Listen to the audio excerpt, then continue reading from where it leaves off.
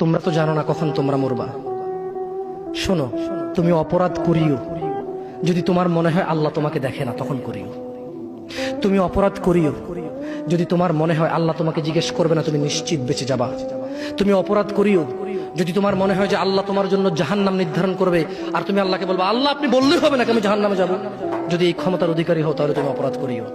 তোমাকে বলি, মহিলা, মা, বোন, চাচা, চাচি, নামাজ ছাড়া মানুষ মুসলমান থাকে না।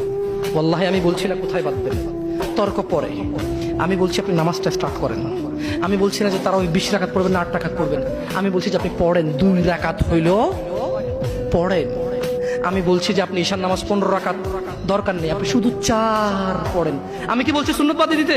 আমি বলছি যে তুমি পড়ছো না, শোনো, ভয় পেও না, ঈশার নামাজ 15 রাকাত তোমার উপরে ফরজ নয়। আমি তোমাকে না করছি না 15 রাকাত পড়তে। আমি বলছি যে তুমি নামাজই পড়ো না, 4 পড়ো। এই 4 রাকাত ঈশা না পড়লে তুমি মুসলিম নও। 3 রাকাত মাগরিব না পড়লে তুমি মুসলিম নও।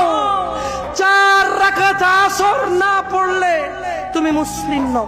দেখো, আমাকে দোষ দিও না। বুখারী খোলো, সালাত অধ্যায়ে যাও, আযান অধ্যায়ে যাও।